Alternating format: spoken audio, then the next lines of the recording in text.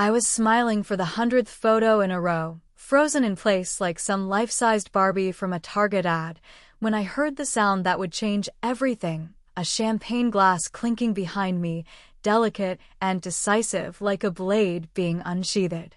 It wasn't the sound itself that startled me. People had been toasting all evening. It was the quiet that followed. My Aunt Joan stopped mid-laugh, my fiancé Craig's arms stiffened around my waist, and even the Bluetooth speaker playing our engagement playlist dropped to a barely audible hum, as if it knew it had to bow out of this moment. Jenna, my younger sister by 6 years and exactly 0 ounces of humility, stood there with her hand on her not-yet-visible belly and a face like she'd just seen the Virgin Mary herself.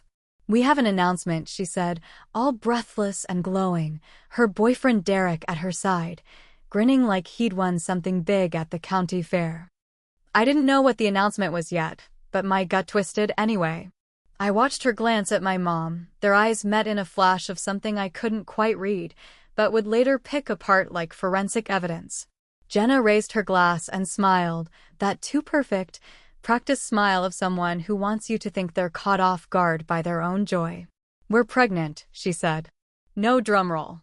No subtle lead-up. Just 3 words, tossed out like confetti, and suddenly my engagement party turned into a baby shower without balloons. Everyone gasped. People clapped. My mom cried, actual tears, the kind I hadn't seen from her even when I called to tell her Craig proposed. My dad hugged Derek like he was already a son-in-law. I just stood there, smiling like an idiot, my mouth stuck in that awkward halfway grin you give when someone cuts in line and you're too polite to say anything. This was my night. I'd planned the damn thing myself because my mom had too much on her plate, which now made more sense. I'd picked the lights, the food, even made the signature cocktail. It was supposed to be the one time I wasn't the support act, the footnote, the older sister who had it together, but got ignored because I didn't cause drama. And here comes Jenna, with a baby bomb in a bow, right into the center of the spotlight. No one asked me how I felt. Not one person turned to me and said, "Wow, Lauren, your engagement party is beautiful." Instead, they were gathered around Jenna, cooing, asking how far along she was, what names they were thinking about. Derek pulled out ultrasound pictures from his jacket pocket, because of course he had those on him, and the whole crowd leaned in like they were looking at the face of baby Jesus himself. Craig tried. He really did. He looked at me, squeezed my hand, and whispered, "This is still your night." But his voice cracked at the end of that sentence, like even he didn't believe it. I laughed, not because it was funny, but because that was the only thing I could do to keep from screaming. I even clinked my own glass, raised it to Jenna, said congratulations through gritted teeth. I smiled through every, "You'll be such a great aunt," and nodded through each, "Maybe you'll be next." I started counting how many people congratulated Jenna before they said anything to me. 23. I stopped when my college roommate said, "This is gonna sound weird, but I think her news made tonight even more special." I didn't cry that night. I didn't make a scene. I didn't pull her aside and ask her what the hell she was thinking, hijacking my one good night like this was some family reality show. Because I knew, if I said anything, I'd be painted as the bitter one. The selfish older sister who couldn't stand to share. Instead, I helped pack up the leftover food, loaded a few folding chairs into Craig's car, and smiled while Jenna recounted how she found out she was pregnant. "I just knew," she said. My body felt different. I bit my tongue so hard I swear I tasted blood. When everyone left, Craig and I stood in the kitchen, quiet. He asked if I was okay. I nodded. Then I sat down on the edge of the couch and stared at the framed photo of us he'd brought for the gift table, a beautiful shot from the engagement photo shoot. Funny thing was, I hadn't seen that photo displayed all night. Jenna's ultrasound pictures, though? Front and center. Craig rubbed my back gently and said, "Maybe she didn't mean to steal your thunder."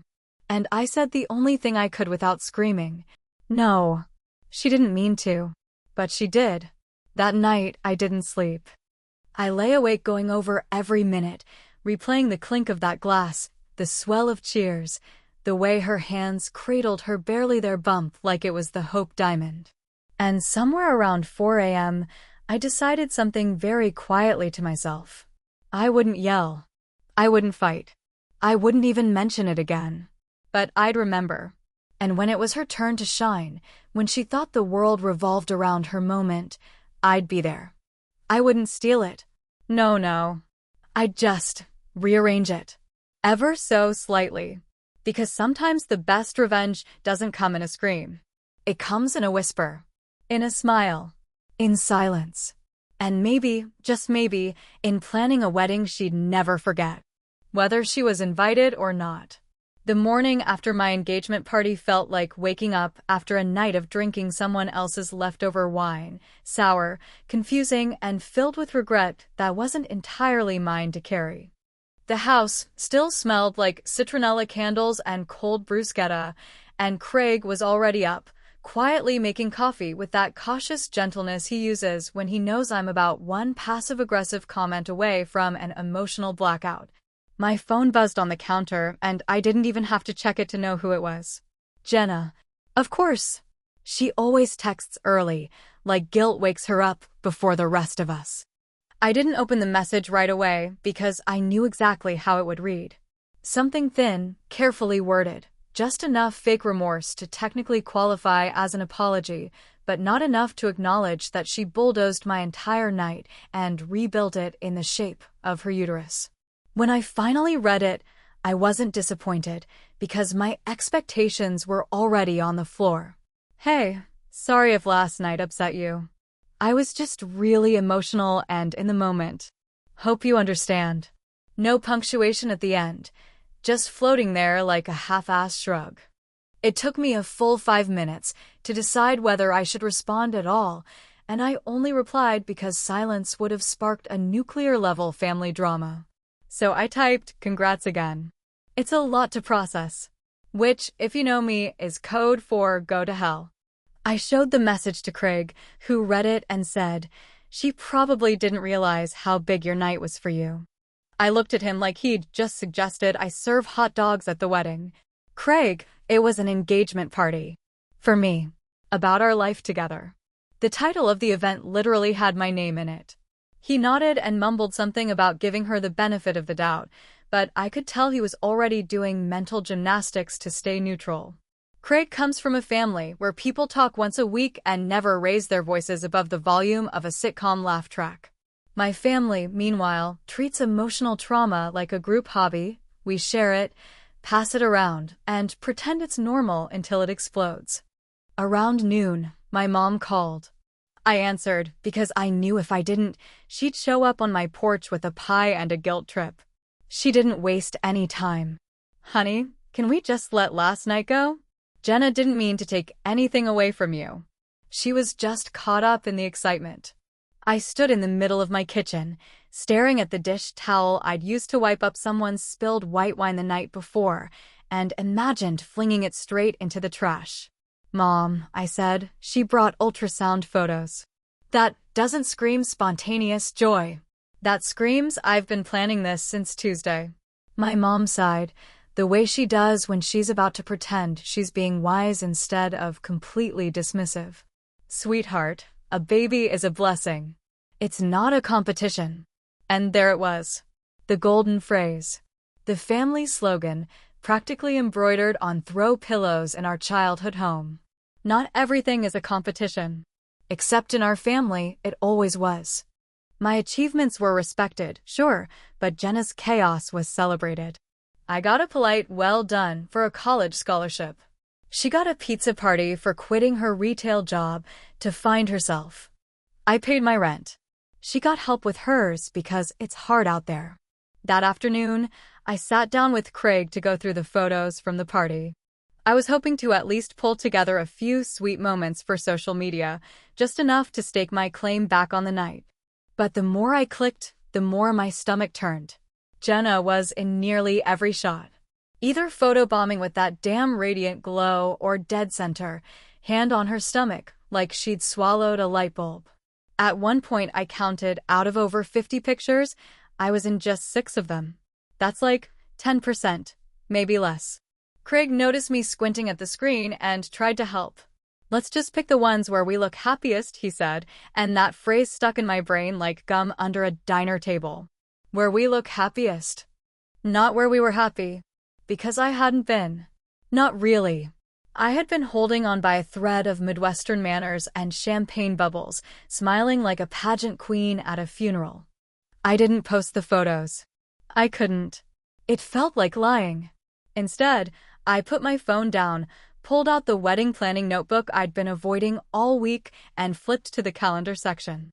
I circled our tentative wedding date in red ink, October 15th. Then I underlined it. Twice. Later that night, Jenna tagged me in a Facebook album titled Best Night Ever. The cover photo? Her holding the ultrasound up to the camera while Derek kissed her cheek. In the background, blurry and off-center, you could just make out my engagement sign. It said Lauren and Craig. She said yes. But someone had leaned a gift bag against it, covering half the text. I clicked through the photos, one by one, silently, until I got to the last one. A group shot. Jenna in the middle, radiant. My parents flanking her. Derek's arm around her shoulder. Craig and I were at the edge, smiling, yes, but looking like guests at someone else's celebration. I closed the laptop without saying a word, and I realized something in that silence. I didn't have to yell. I didn't have to confront. I didn't have to explain how it felt to be shoved to the sidelines at my own event. No. I'd just wait. Watch. Plan. Because sometimes revenge isn't loud. Sometimes it looks like a perfectly polite RSVP card with a smiley face. And sometimes it starts with a new date circled in red. The thing about sabotage is it rarely comes wearing a villain's cape or accompanied by ominous background music. It usually shows up dressed in pastel maternity clothes with a look of innocence so thick you could ice a cake with it. After the party, I decided to stop licking my wounds and get back into planning mode because weddings don't organize themselves, and I wasn't going to let one scene-stealing sister derail the happiest chapter of my life. I had always imagined a fall wedding. Something about that season always felt sacred to me. Cool air, golden leaves, apple cider that burns your tongue, and the quiet feeling that something real was beginning. Craig and I agreed on October 15th. Not only was it a Saturday that year, but it was also the day we met, exactly 3 years ago, on a hayride I never wanted to be on. I booked the venue, sent the deposit, and even started designing the save the dates, picturing the way they'd look on refrigerators, a small but satisfying declaration that this moment was mine. I was finally feeling a little better, like maybe I could let Jenna's announcement go, chalk it up to bad timing and hormonal impulsiveness. I even told myself that she probably didn't realize how it landed. That was until the dinner at my parents' house, a casual Sunday meal that turned out to be a psychological ambush disguised as pot roast and mashed potatoes. It was the 4 of us, me, Craig, my mom, and Jenna. My dad was on a work trip, and Derek was, as usual, mysteriously absent, probably pretending to be busy so he wouldn't get roped into folding napkins or painting a nursery. Dinner started fine. Mom asked about my dress fittings, Craig talked about the weird DJ reviews he'd read online, and Jenna scrolled through her phone like she was only half present, which, in her case, is her version of being polite. Then it happened. Between bites of green beans and polite laughter, my mom mentioned, "Oh, Jenna, your shower's shaping up nicely." We were thinking that Saturday, October 14th, would work best for most of the family. I froze, fork halfway to my mouth, and blinked like I'd misheard. "Sorry," I said, trying to keep my voice steady. "Did you say October 14th? My mom nodded like she was confirming the weather. "Yes, that weekend. It's the only one where most people are free." "You said your wedding was in November, right?" I didn't answer immediately. I turned to Jenna instead, watching her face like a hawk. She blinked, put on that trademark "wait" what expression she uses whenever she's pretending to be surprised. "Oh my God," she gasped. "Wait, really? Your wedding's that weekend?" I totally thought it was, like, mid-November or something. There was no mistaking the performance. The exaggerated hand to her chest, the wide eyes, the too perfect confusion. She may as well have added a stage spotlight and applause. I could feel Craig tense beside me, but he said nothing, leaving the floor open for what I already knew was going to happen. "I sent you the date," I said, trying to keep the edge out of my voice, but failing completely. "I literally texted you when we booked the venue. October 15th. You replied with a heart emoji." Jenna's face went blank for a second, just long enough to confirm the gears turning in her head. Then she recovered. "Oh, that was for the place, not the date. I must have mixed it up. Baby brain is real, trust me." My mom laughed like that solved everything. "Honestly, it happens. I mixed up your dad's birthday with the cable bill for 3 months when I was pregnant with you." Craig tried, bless him. "Maybe we should just talk through calendars and find a solution," he said, trying to bridge peace where there was no bridge left. But I wasn't having it, not this time, because something wasn't sitting right. That night, long after the dishes were cleared and the lies politely swallowed, I dug through my emails, driven by a gut feeling I couldn't shake. I remembered calling the venue the day after the party early, before the work week even began, because I didn't want to lose the October date. Out of sheer curiosity, I called the venue manager the next morning and asked an innocent question. "Hey, just wondering, did anyone else inquire about October 15th before I confirmed it?" There was a pause, a typing sound, and then the voice on the line replied, "Actually, yes. Someone named Jenna called right after the weekend. Asked about the date, but didn't book. Said she wanted to confirm something with her sister." I sat on the edge of my bed, the phone still pressed to my ear, the silence between us thick with implications. Jenna had called. Jenna had known. Jenna had heard the date come out of my mouth, seen it in writing, and still tried to stake her claim on the same weekend. This wasn't pregnancy brain. This wasn't forgetfulness. This was war, dressed in pink and swaddled in passive aggression. That night, I didn't yell. I didn't text her a novel or call my mom with accusations. I just sat at my kitchen table and opened up my wedding planning notebook again. I flipped to the calendar, took out a blue pen this time, and circled a new date, 2 months later. A winter wedding. Early December. Classy, elegant, and most importantly, far enough from her due date that she couldn't possibly attend without risking a scene or labor. Craig raised an eyebrow when I told him. "You sure you want to do that?" he asked. "Seems like you're going pretty far to avoid her." I looked him dead in the eye and said, "I'm not avoiding her. I'm just stepping out of her shadow." We sent out new save the dates the next week. I didn't mention it to Jenna. Not to my mom. Not to anyone except Craig. I wanted them to find out on their own. I wanted that moment of confusion to settle in before it exploded. Because revenge isn't always fire and fury. Sometimes, it's just moving your date and letting the silence do the screaming. And when they did find out, when they did, I wanted to be there for it. Just sitting, sipping tea, smiling, pretending I had no idea why my phone was suddenly ringing off the hook.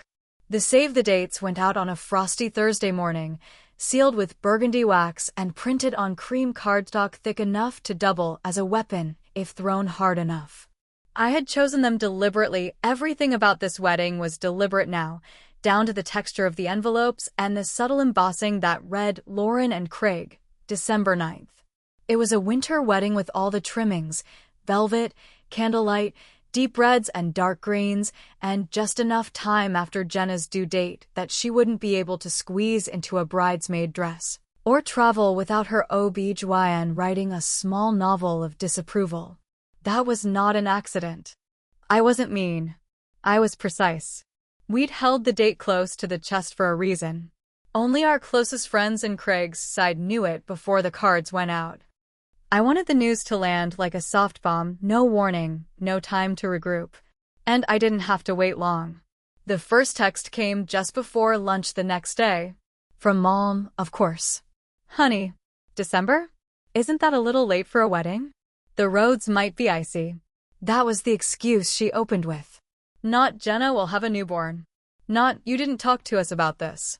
Just an oh-so-casual concern about the weather, which was rich coming from a woman who once drove through a snowstorm for a $3 candle sale. I didn't respond right away. I wanted the message to simmer. Then came the call. It hit at 11:57 that night, right when I was brushing my teeth, tired and ready to turn off my brain. My phone buzzed on the sync with Jenna's name lighting up the screen, and for a moment, I considered ignoring it. I'd hoped maybe she wouldn't notice until morning. Maybe the hormones would dull the blow. But no, of course not. She always finds time to be offended, even when her body's supposed to be growing a new human. I answered and didn't even get a hello before the yelling began. "You did this on purpose," she snapped, her voice already breaking. "You moved your wedding so I couldn't be part of it. Are you serious, Lauren? December 9th? Do you know what my due date is?" "Of course you do." I didn't say anything, just stood there in the bathroom doorway, toothbrush still in hand, letting the noise pour out of the speaker like steam. She hadn't even finished reading the invite, I knew it. She'd seen the date, and that was enough to launch her into orbit. She kept going, each sentence louder and more breathless. "You didn't even tell me. You didn't ask. I had to hear about it from Facebook, from freaking Aunt Cheryl's post. You knew I wanted to stand beside you. You knew I couldn't travel that close to my due date." Still, I said nothing. Not because I didn't have words, but because I had too many, and I wanted to make them count. "You're being cruel," she snapped. "You're punishing me for something that wasn't even a big deal. You're ruining everything." There it was, that word again. Everything. As if my life was a subplot in her personal soap opera. As if her pregnancy had been some tiny footnote, not a headline plastered across every family conversation for the last 2 months. "I thought you were my sister," she said finally, her voice cracking for real this time. Not a performance, but the raw sound of someone realizing control is slipping through their fingers. And that's when I finally spoke. "I thought that too." Silence. A long one. Long enough that I thought she might have hung up. Then she whispered something about me being cold, about how I was turning into someone she didn't recognize. But here's the thing, she never recognized me. She only ever saw what she wanted to, the older sister who would smile through the sidelining, nod politely while she stole thunder, and always keep the peace. She never saw the line because I never let her. Until now. After the call ended, I think she hung up first, though I couldn't swear to it. I set my phone down and climbed into bed. Craig rolled over and looked at me through one half-open eye. "Was that?" I nodded. "She got the invite." He let out a low whistle, half amusement, half exasperation. "How bad was it?" She didn't even get past the first line. He smiled, that tired, supportive, I told you she'd freak smile that said he was 100% on my side now, no more Switzerland. I could finally stop defending my decisions in the house I paid half for. The next morning, Facebook was on fire. Jenna had posted one of those vaguely aggressive quotes in loopy script on a beige background. "Some people love drama more than they love family." Her friends chimed in predictably, "You deserve better, cut toxic people out," and my personal favorite, "Blood doesn't make someone family." Classic. Mom called again by lunch. This time, she didn't even bother pretending it was about the roads. "Lauren, you're being stubborn. Can't you just move it to November like you originally planned? Jenna's hurt. This is tearing our family apart." "No," I said. "Just that. No apology. No justifications. No offer to compromise." Because I'd been compromising my whole life, and look where it got me, photos of my own engagement party where I looked like a guest at someone else's baby reveal. "I don't understand you lately," Mom huffed, clearly forgetting the part where understanding me had never really been on her to-do list. And here's the part that still amazes me, Craig finally said something out loud. At dinner that night, while I was recounting the call for the 5th time, he put his fork down, looked me straight in the eye, and said, "You know what? I'm proud of you." It stopped me cold. He continued, "You've spent your whole life letting everyone else take your moments. You're not being mean. You're setting boundaries. And the thing is, he was right. I hadn't even started yet. I was still being nice. Still being civil. Still holding back. But the gloves were off now. And Jenna had no idea just how long I'd been waiting for the chance to stop playing nice. The morning of my wedding dawned colder than expected, one of those still, biting December days where the air feels so sharp you wonder if it might slice right through the lace of your dress. But I wasn't worried about the weather. I had chosen the date knowing exactly what kind of day it might be, moody, dramatic, and unforgettable.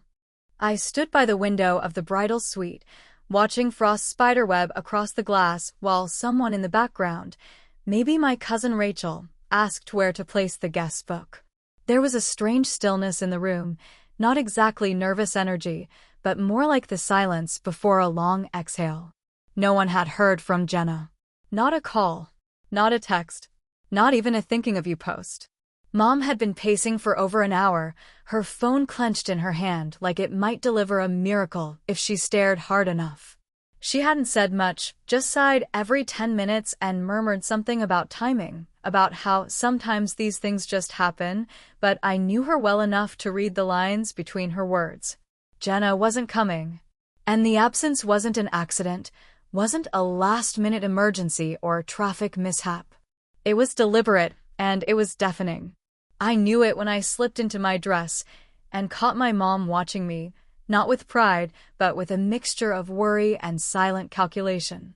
She kept checking her phone, walking out of the room to check in with your aunt or see how the seating chart's going, but I could tell she was looking for a message that wasn't coming. Not today. The ceremony was perfect. Candlelit. Quiet. Craig looked at me like I had just stepped out of a storybook, and for the first time in weeks, I let myself believe that maybe everything, every fight, every silence, every sting, had led to something real. When I walked down the aisle, I felt calm. Not joyful exactly, not euphoric, but grounded, like I was finally standing in my own story instead of someone else's. We danced. We toasted. We laughed. My dad even managed a genuine smile during the father-daughter dance, though I caught him glancing toward the exit a few times like he was expecting a late arrival. And I couldn't blame him. Part of me had done the same. I kept thinking maybe, just maybe, she'd show up anyway. With her hair a mess, baby bump on display, claiming she wouldn't miss it for the world. But she didn't. Instead, it came in the form of a simple, square package wrapped in gold paper and placed carefully on the gift table just before dinner was served. No name. No card. Just a neat little box that someone handed to me after the cake had been cut and the bouquet tossed. I should have ignored it.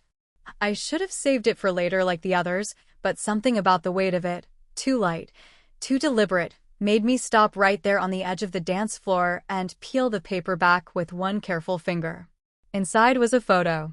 Just one. Jenna, lying in a hospital bed, tired but smiling. Eyes puffy, hair pulled back in that unbothered way new mothers always have. Derek stood beside her, holding a pink bundle wrapped in flannel, their faces glowing like a Christmas card come to life. The timestamp in the corner said 8:12 a.m., the same morning, only hours before I'd walked down the aisle. On the back, in neat, unmistakable handwriting, were 9 words that dropped into my chest like cold lead. Hope it was everything you dreamed of. Jay, there was no signature, but there didn't need to be. I held the photo in my hand for longer than I meant to, my smile frozen in place while the room continued spinning with champagne and laughter. Craig noticed me stiffen, walked over, leaned close enough to catch my expression, and whispered, "You okay?" I turned to him, still holding the photo, and smiled, not wide, not bitter, just enough to steady the air between us. "Never better," I said. "I told you." I always get the last word. And I did mean it, at least in that moment. Because she hadn't stolen this from me. She tried, yes. She'd made her move, dramatic as always, and left the gift like a cherry on top of her perfectly timed exit. But the thing she didn't understand, the thing she never understood, was that I wasn't fighting her anymore. I wasn't trying to win. I had already won by choosing my peace over her chaos. Still, as the night rolled on and the guests slowly left, as the candles burned low and the music softened into memory, I slipped away to the dressing room and pulled out my phone. I hadn't told Craig about it, hadn't even looked at it in days, but there it was, an old draft in my notes app. A letter. To Jenna. It had started as a vent, maybe, but somewhere between the sentences and the sleepless nights, it had become something else. A messy, raw, emotional purge of everything I never got to say and everything I still wanted to. It talked about the party, the photos, the moments we lost over the years. It said I missed her. It said I loved her. It said maybe we both got it wrong and maybe, if we tried again, we wouldn't burn the whole thing down. I stared at the screen, reading it back in silence, line by line, feeling every word crack against my ribcage like glass. Then I hit delete. Not out of cruelty. Not out of victory. But because some things don't need to be spoken anymore. Some things get buried not to be forgotten, but to be finished. Do you think I went too far? Or did she get what she deserved? I keep asking myself that when the room gets quiet. I ask it when I look at the wedding photos, when I hear that clink of a champagne glass in another context, when I see sisters laughing in a cafe. But maybe, just maybe, some questions don't have answers. And maybe that's what makes them stick.